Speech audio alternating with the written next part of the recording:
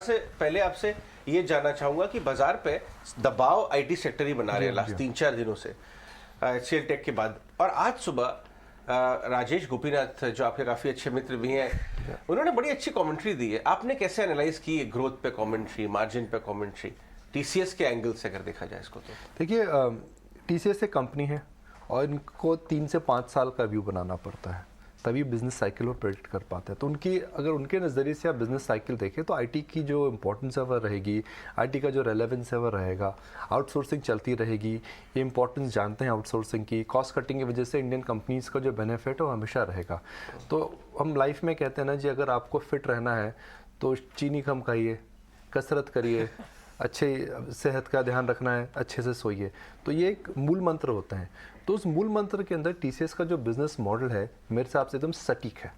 Indian IT companies का जो business model एकदम सटीक है। वो हम मार्केट में जब बात करते हैं तो मार्केट में हमेशा बात करते हैं near term, 2 quarter, 3 quarter, 4 quarter, market क्या प्राइसिंग कर रहा है, क्या पी मल्टीपल है, क्या ग्रोथ एस्टिमेटेड थी, क्या ग्रोथ आने वाली है।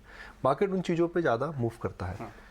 तो अब आपको सेकंड बात पे ध्यान देना चाहिए कि मार्केट किन फैक्टर्स पे, मार्केट के जो फैक्टर्स हैं आज के इंटरव्यू को अगर आप समझें और मार्केट की पोजीशनिंग देखें तो हमें क्या नया समझ में आ रहा है। मेरे हिसाब से उन्होंने ये जो बोला है कि भाई अगला साल मार्जिन रिकवरी का होगा, ये बड़ी बात है। टीसीएस एक बड़ी कंपनी है और जब इन कंपनियों का मार्जिन रिकवर करता है 1%, 1.5%, 2%, इनका मार्जिन अगर रिकवर कर जाए तो इनको सीधा बेनिफिट मिलता है, ऑपरेटिंग लेवरेज का बेनिफिट मिलता है। दूसरा, एट्रिशन कम हो रही है। अगर एट्रिशन कम हो रही है तो जाहिर है टैलेंट पूल को लेकर के जो कमी हो रही थी वहाँ कुछ राहत की सांस मिलेगी। तो फिर मार्केट चिंतित क्यों है भाई? अगर सब अच्छी बातें कर रहे हैं, आईटी आउटसोर्सिंग ऊपर चलेगी, मार्जिन ठीक हो रहे हैं, रुपीज़ अ टेलविंड, मार्केट को अभी भी लग रहा है that based on the previous experience of 2008 and 2000 IT outsourcing में हमेशा धीमापन आता है जब मैक्रो हेडविंड्स होती हैं। एचसीएल टेक की मिसाल ले लीजिए, एक्सेंचर के नंबर आप ले लीजिए, बड़ी कंपनियां हैं, छोटी कंपनियां नहीं है, दे आर नॉट स्टार्टअप्स। पर जब इनको एक प्रकार का short term to medium term के अंदर थोड़ा सा प्रेशर दिख रहा है तो मार्केट इस बात को लेकर के चिंतित है। मार्केट का जो व्यू होता है अजय, वो बियॉन्ड 3 इयर्स बहुत रेयर होता है। मैनेजमेंट का जो व्यू होता है वो 5 इयर्स प्लस होता है। तो मैनेजमेंट के नज़रिए से आप देखें तो कोई चिंता की बात नहीं है, मगर मार्केट के नज़रिए से देखें तो मार्केट अभी कह रहा है भाई रुको, देखो, समझो, फिर आईटी पे व्यू बनाओ। एब्सोल्युटली। आईटी सेक्टर की तो बात की, लेकिन आईटी सेक्टर के साथ साथ ग्लोबल फ्रंट पर जो कुछ हो रहा है, क्योंकि भारतीय बाजार की अपनी तेजी है लेकिन ग्लोबल सेंटिमेंट्स, फेड की सख्त कमेंट्री, रिसेशन फियर्स के बाद सेंटिमेंट्स बिगड़ते हुए नजर आ रहे हैं। अब आखिरी 2 हफ्ते ही बचे हैं, उससे भी कम, लेकिन सेंटा रैली अब हम डिस्कस भी कर रहे थे मिसिंग है। तो क्या विदेशी बाजार से संकेत जो है इसी तरह से नए साल की शुरुआत से पहले नजर आएंगे आगे भी? देखिए, पिछले 5 दिनों का मैं डेटा देख रहा था, S&P 6% नीचे है और आप करीब करीब आधा फीसदी ऊपर हो, तो सेंटा तो हिंदुस्तान में आ चुका है। हम उसको एक्नॉलेज नहीं कर रहे हैं।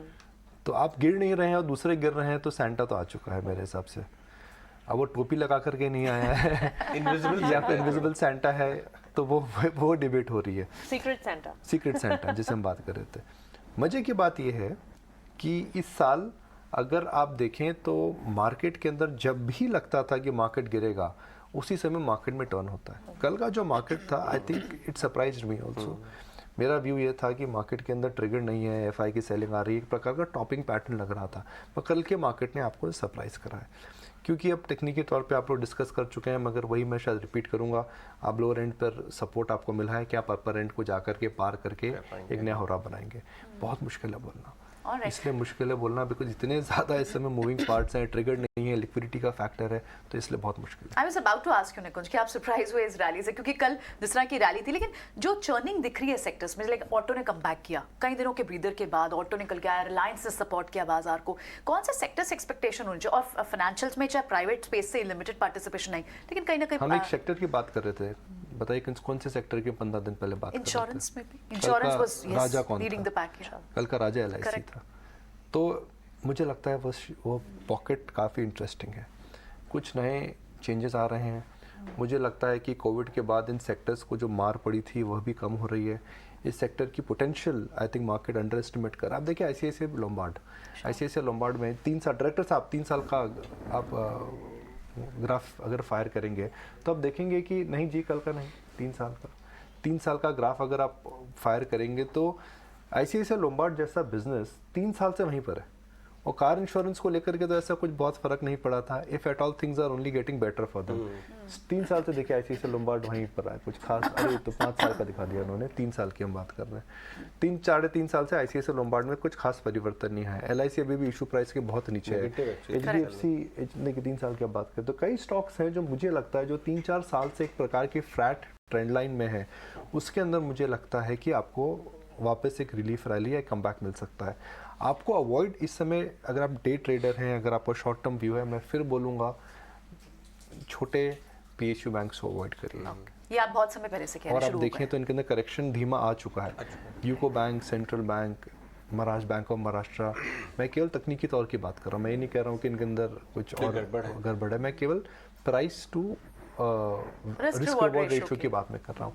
येस बैंक हालांकि पीएसयू बैंक नहीं है, मगर येस बैंक का जो प्राइस टू बुक है वो एसबीआई से ज़्यादा है। तो इस लेवल पर अगर आप ले रहे हैं तो आपको फिर पूछना चाहिए जी, मैं अगर मोमेंटम खेल रहा हूँ तो बात अलग है, मगर अगर मैं थोड़ा निवेश कर रहा हूँ तो निवेश के भी एक कायदे होते हैं, कानून होते हैं, शायद they don't qualify in my book. Near term action की बात करें। बहुत बहुत शुक्रिया निकुंज, ये सारी बातों के लिए। आपको एक और